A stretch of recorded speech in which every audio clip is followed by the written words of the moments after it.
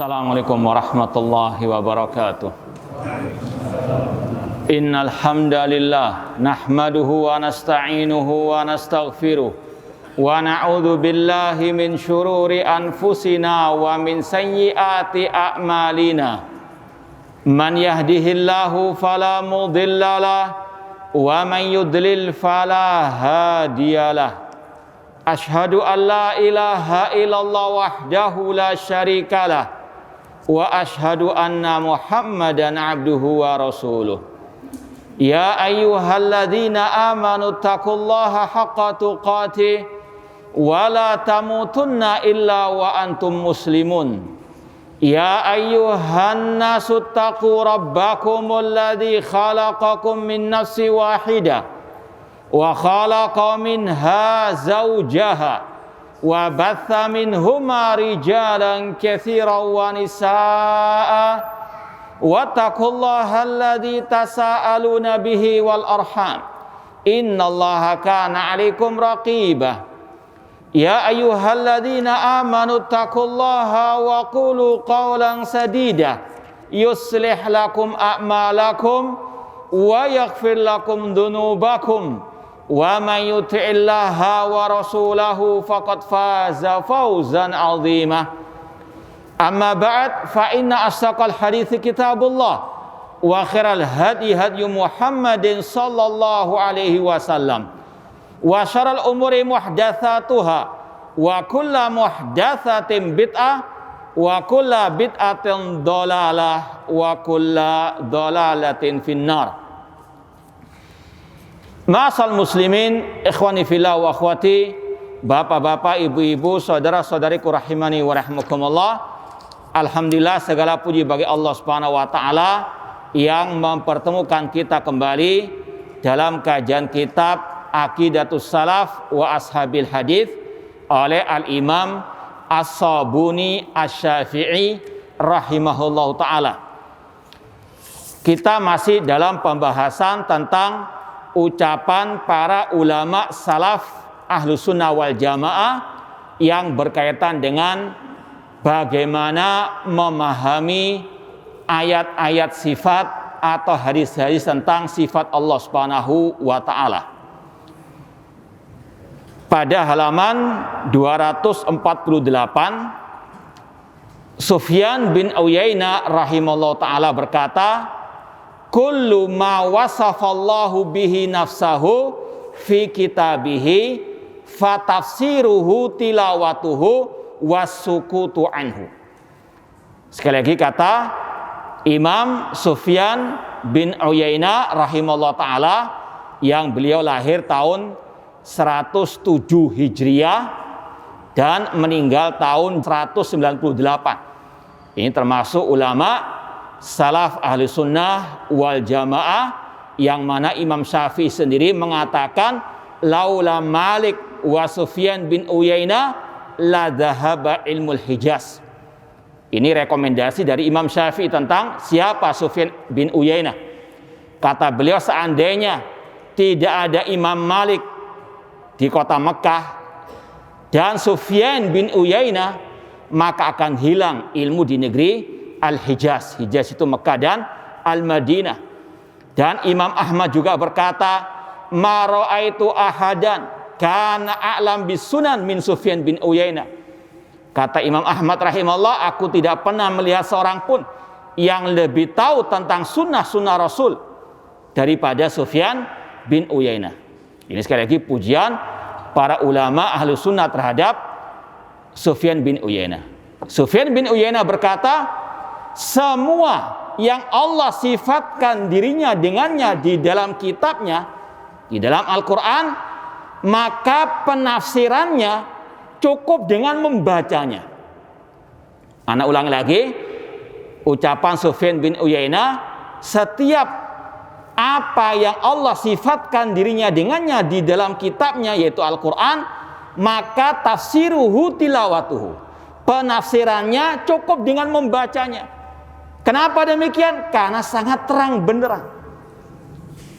Pahami sesuai dengan dohirnya.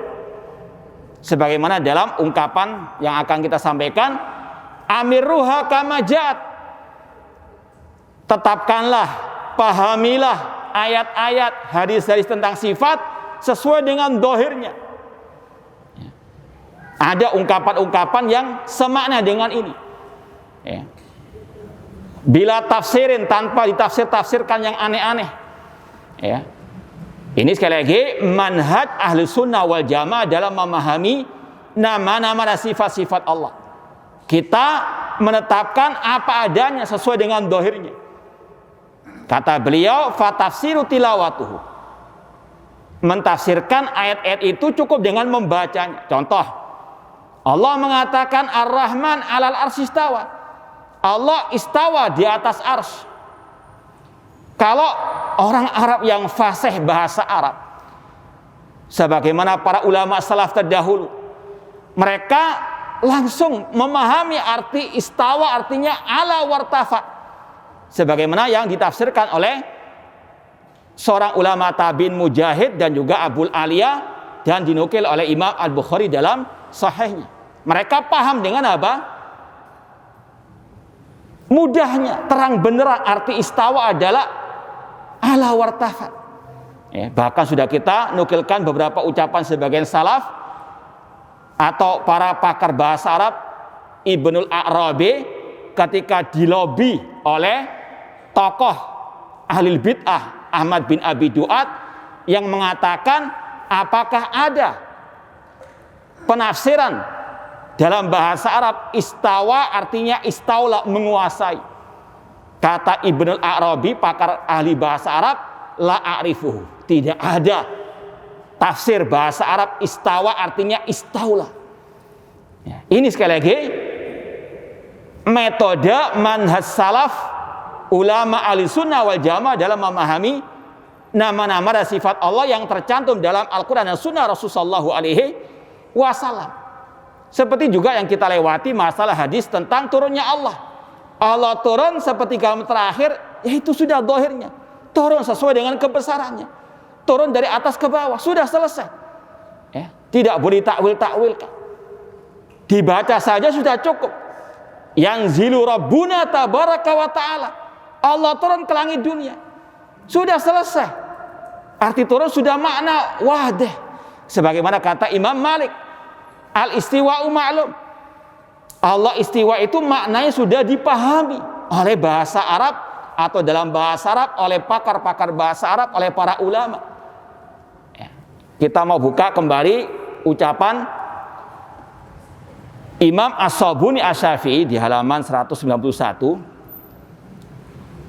Kata beliau, wa yusbitu ashabul hadis nuzula Rabbi subhanahu wa ta'ala kulla layatin ila samai dunya min ghairi tasbihin lahu binuzulil makhlukin.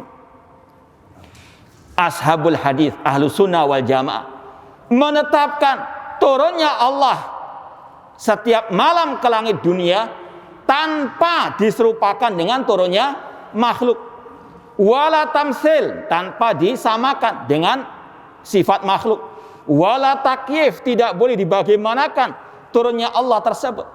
Bal yusbitu nama asbatahu Rasul SAW wa yantahuna fi ilai wa yumirruna al-khabar as-sahih al-warid bidikrihi ala dhahirihi.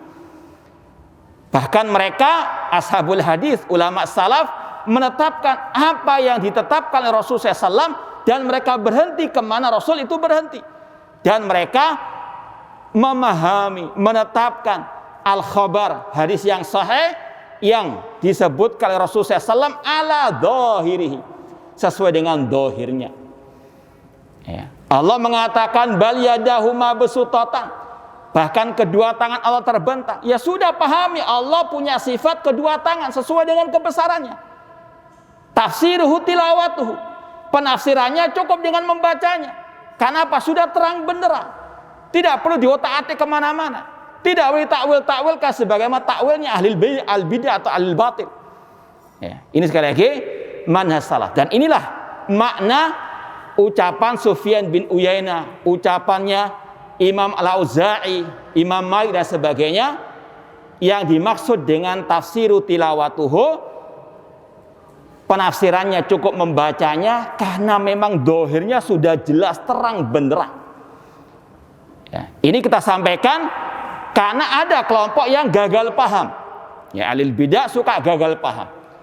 Kata mereka arti ucapan ini tafsiru tilawatuh, artinya tidak perlu ditafsirkan. Ketika mereka melewati ayat Ar-Rahman 'alal arsy istawa, mereka mengatakan hanya Allah yang tahu maknanya. Ya.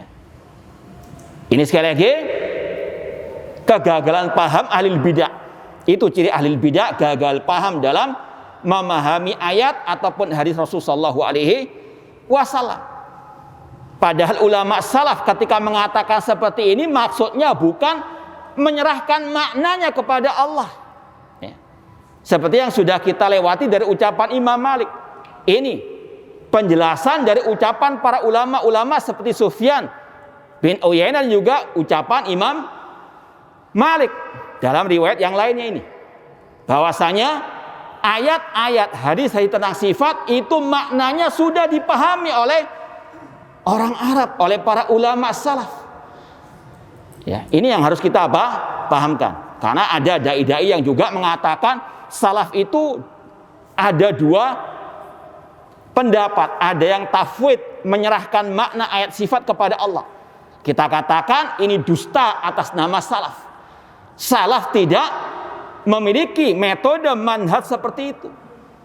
Contoh yang kita sampaikan tadi, ulama tabi'in, Abul Aliyah, Mujahid, muridnya Abdullah bin Abbas radhiyallahu anhuma, mentafsirkan ayat istawa dengan ala wartafa. Artinya apa? Ulama salaf memahami ayat-ayat tentang sifat Allah. Bukan mengatakan hanya Allah yang tahu. Artinya ucapan ini kelihatannya Masya Allah, wallahu a'lam, kelihatannya apa? Hak, kelihatannya sepintas. Namun kata para ulama ini banyak racunnya, banyak apa? Efek sampingnya, banyak kesesatannya, penyimpangannya.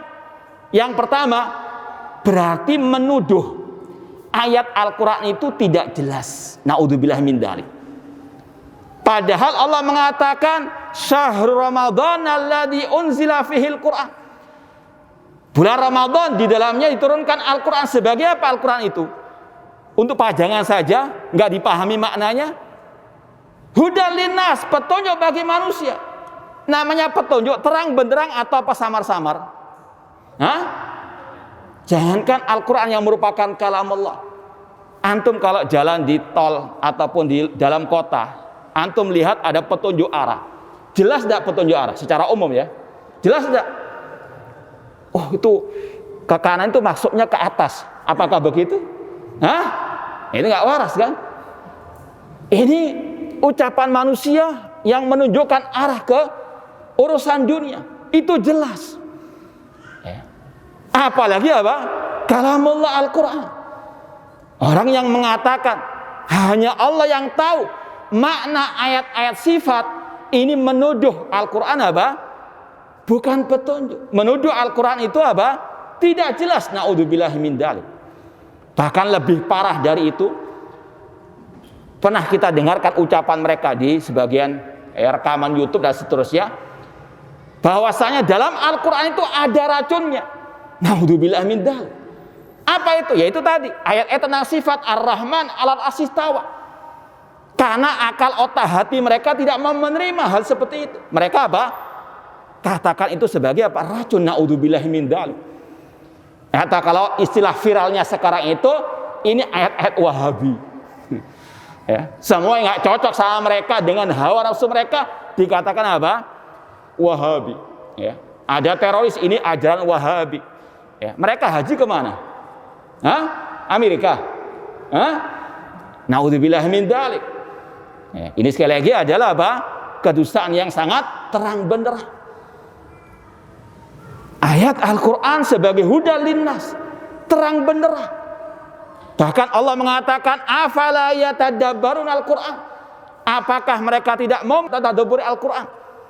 Kalau Al-Quran samar-samar berarti perintah Allah ini nggak berlaku. Karena apa? Nggak dipahami kok. Na'udzubillahi min dzalik. Ini pelecehan juga kepada apa? Kalamullah, kepada perintah Allah untuk kita mentadabburi ayat Al-Quran. Ya. Yang kedua, parahnya ucapan yang mengatakan hanya Allah yang tahu maknanya, menuduh Rasul jahil terhadap makna apa? Ayat tersebut. Naudzubillahi min dzalik. Padahal Allah turunkan ayat tersebut untuk Rasul apa? Jelaskan kepada umat. Tapi kata mereka Rasul juga nggak paham apa arti Ar-Rahman 'alal 'arsy istawa. Kata mereka kan hanya Allah yang Maha tahu. Berarti Rasul juga tidak apa? Tidak tahu. Naudzubillahi min dzalik. Pelecehan kepada Rasul SAW. Makanya kalau mereka mengaku cinta Rasul itu dusta. Buktinya apa? Mereka nggak mau sami'na wa ta'na, sami'na wa shadaqna kepada kabar berita dari Rasul sallallahu alaihi wasallam. Mereka apa? Ngeminteri Rasul sallallahu alaihi wasallam. Ya. Naudzubillahi min dzalik. Kemudian yang ketiga, parahnya lagi juga apa? Menuduh para sahabat yang Rasul ajari qala Allah wa qala Rasul tidak paham juga ayat Al-Quran dari Rasul sallallahu alaihi wasallam. Padahal Allah sendiri memerintahkan kita mengikuti ajaran para sahabat. Fa in amanu bimisli ma amantum bi faqad ihtadaw. Jika mereka manusia mengimani sebagaimana imannya kalian wahai para sahabat, mereka akan mendapatkan petunjuk. Kata mereka para sahabat juga nggak paham arti ayat-ayat tentang sifat Allah. Naudzubillahi min dzalik. Banyak konsekuensi dari ucapan yang mengatakan hanya Allah yang tahu makna ayat-ayat sifat tersebut.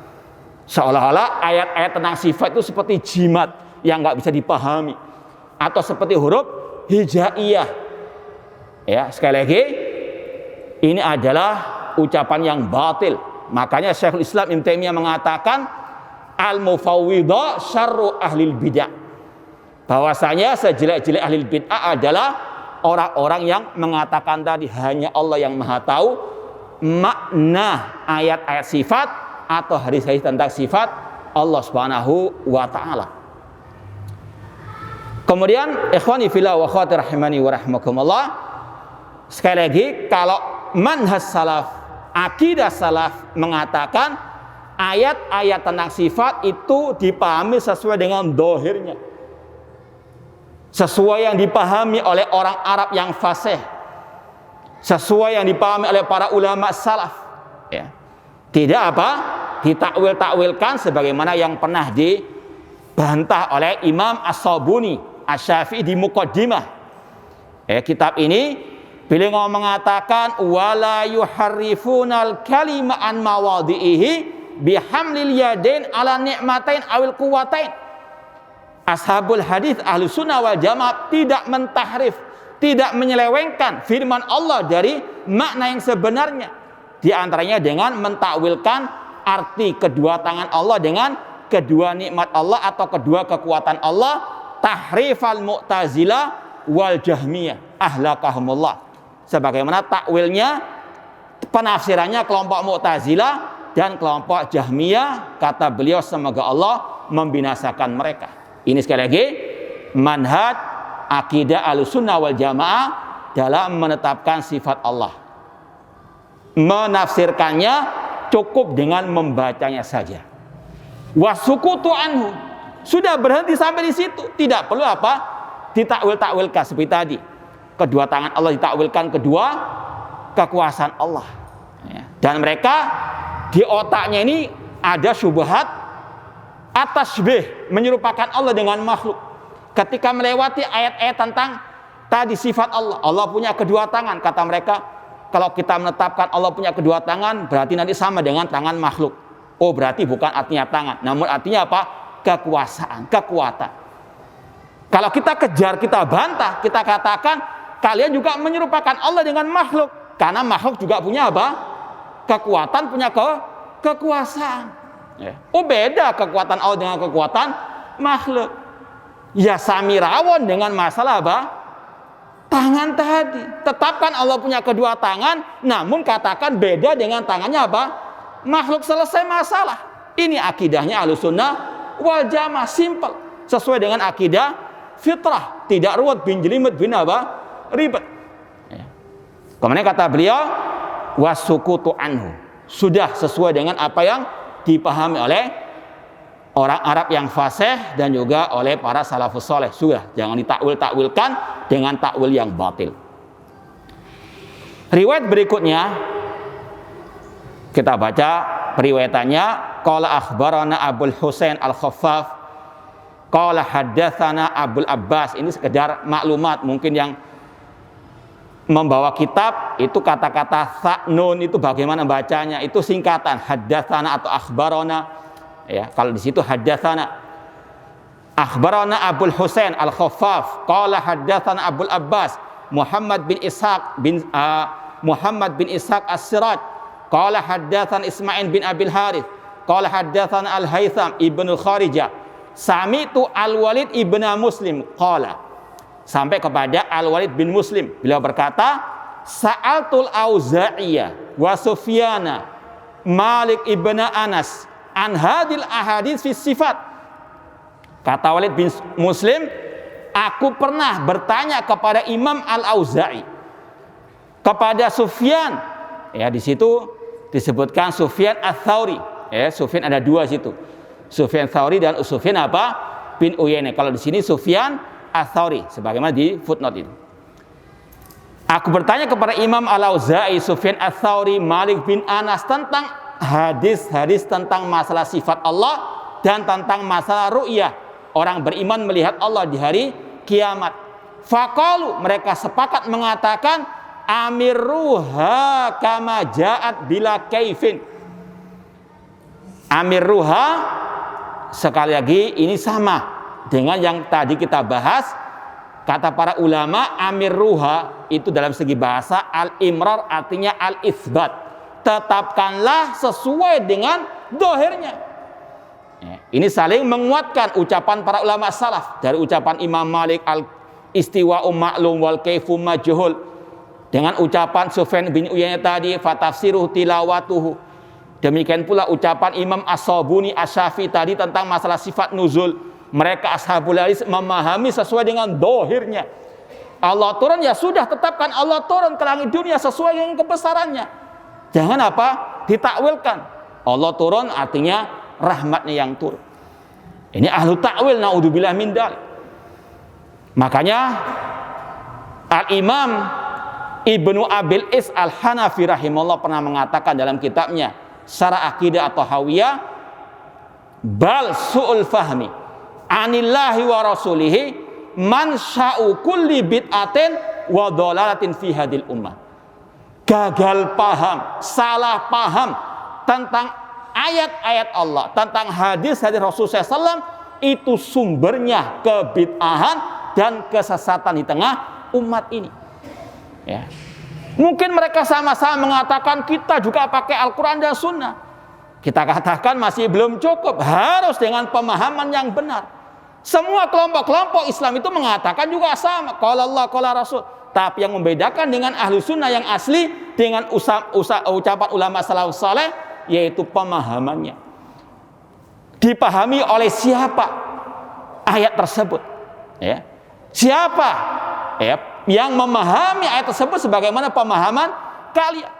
Ya. Mulai dari kelompok Syiah Rafidhah, bahkan kelompok Syiah Batiniyah.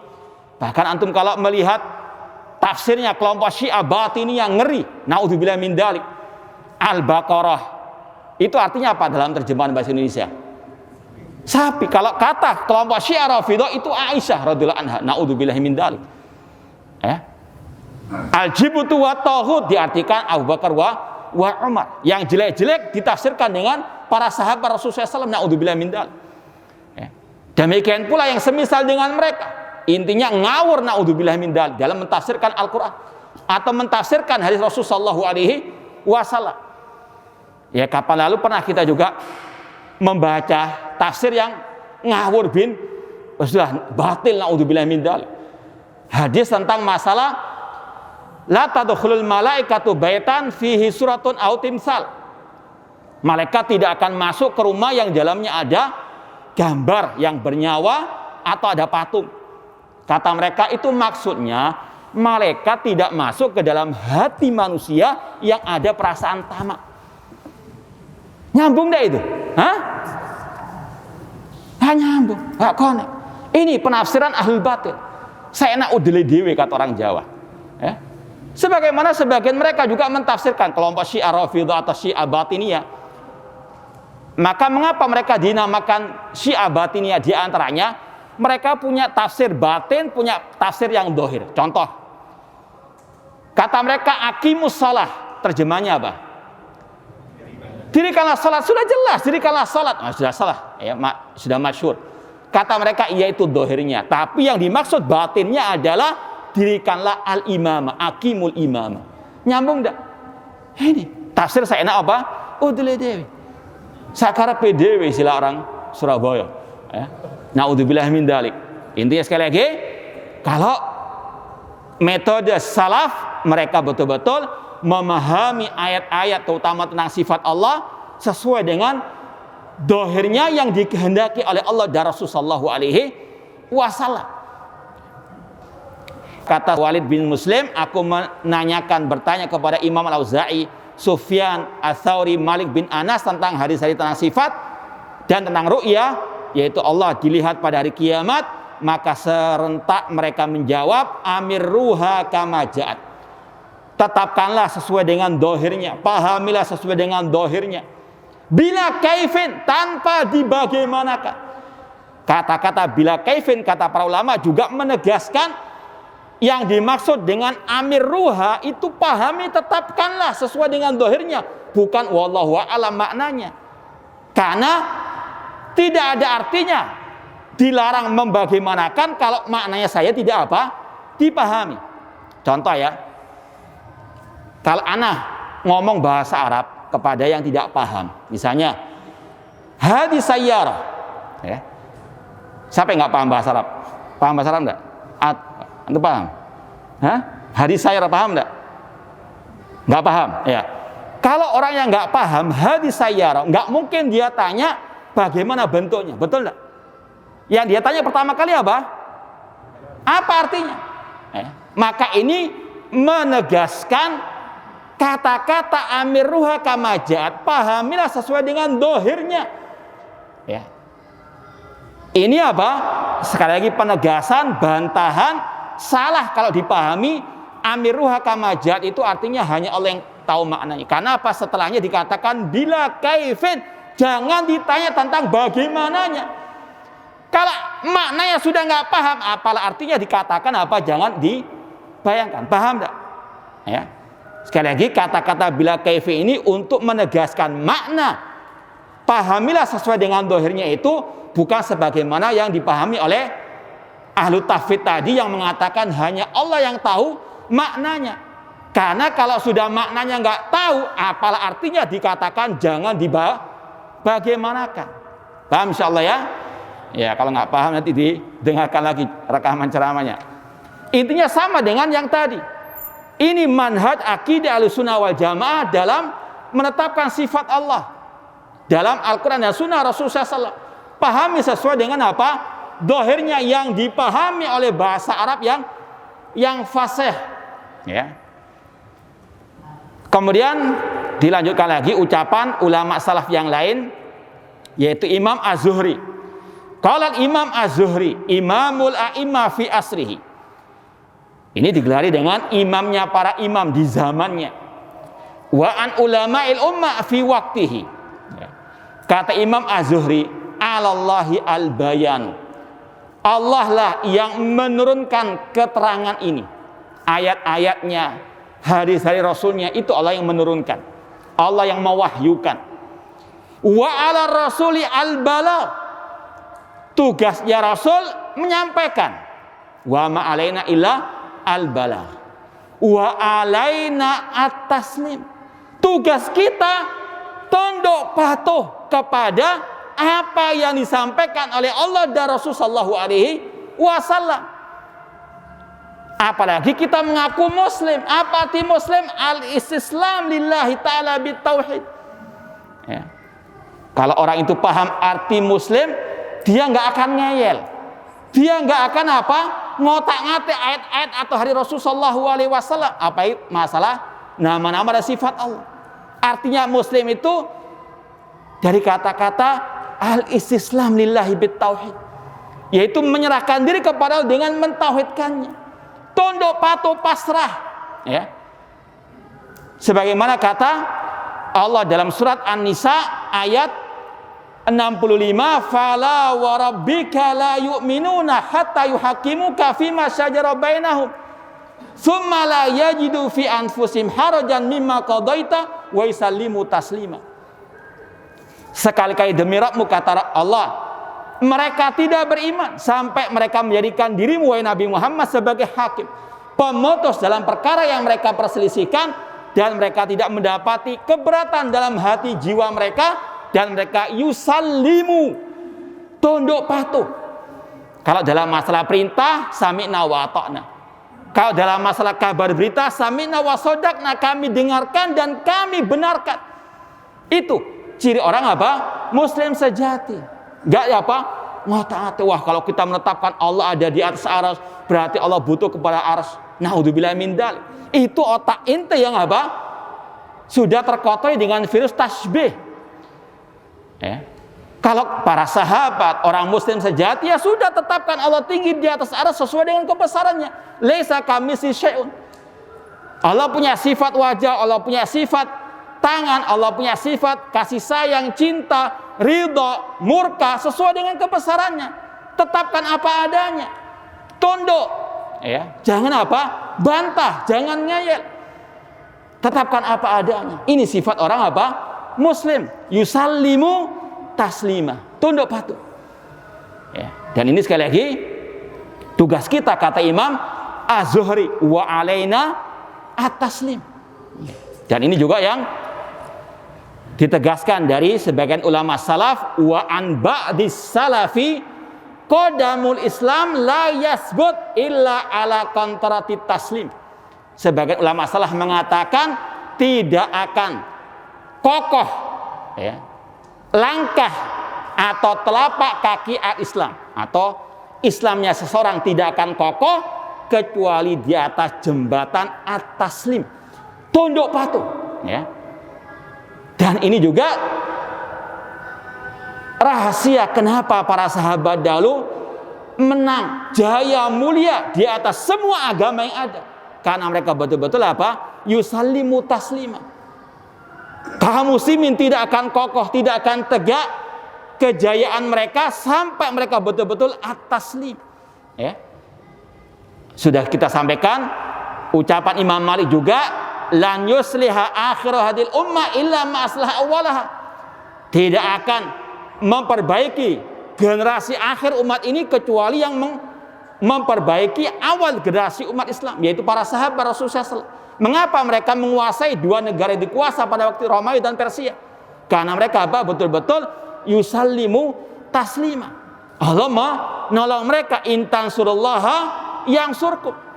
Namun ketika kaum muslimin banyak yang apa? Membangkang, menentang firman Allah, sabda Rasulullah SAW, semakin mereka apa? Jauh dari kemuliaan kejayaan. Ya. Semakin orang-orang kafir berani terhadap kaum muslimin.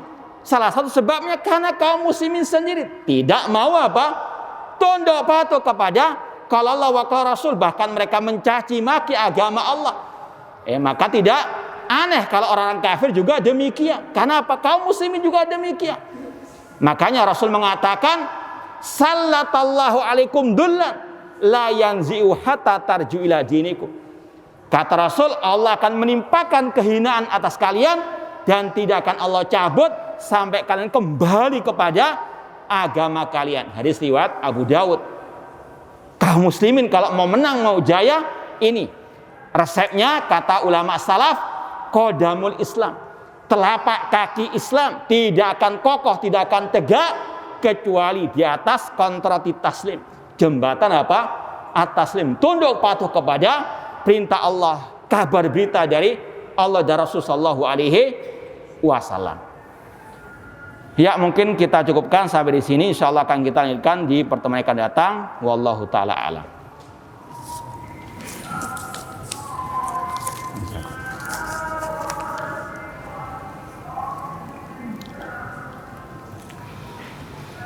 Ada pertanyaan tentang ucapan Syekh Shalih bin Fauzan, qurbul jannati wan nar minal abdi wa annahu laisa bainahu wa bainahuma ilal maut.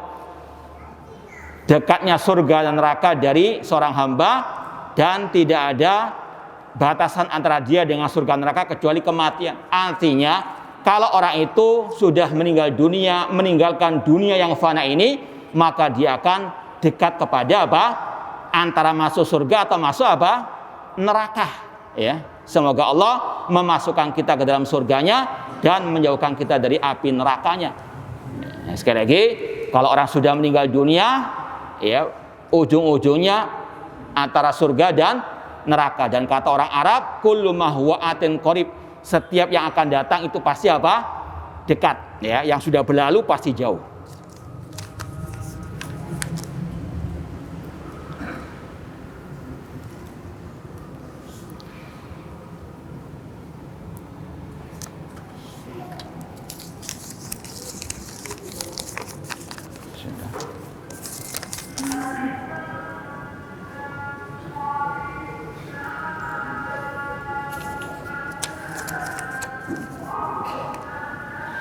Ini ada pertanyaan tentang diantaranya Imam Abul Hasan Al-Asy'ari rahimahullah. Ini sudah sering kita sampaikan. Imam Abul Hasan Al-Asy'ari, beliau melewati 3 fase kehidupan dalam berakidah. Di awal kehidupan beliau ikut ajaran kelompok Mu'tazilah yang menafikan semua sifat Allah, tidak mengimani sifat-sifat Allah. Karena beliau terpengaruh dengan ayah tiri beliau yang bernama Abu Ali Al-Jubai. Sampai kurang lebih 40 tahun beliau ikut ajaran Mu'tazilah. Kemudian beliau pindah kepada ajaran Al-Kullabiyah. Al-Kullabiyah itu diantara ajarannya menetapkan sebagian sifat, menafikan sebagian sifat yang lain, yang lebih dikenal dengan 7 sifat atau 20 sifat atau intinya sebagian sifat Allah. Dan itu yang sampai sekarang menyebar. Tapi beliau di akhir hidupnya bertobat dengan bukti banyak buku-buku beliau yang terakhir membantah hal seperti itu dan beliau rujuk kepada akidah salaf.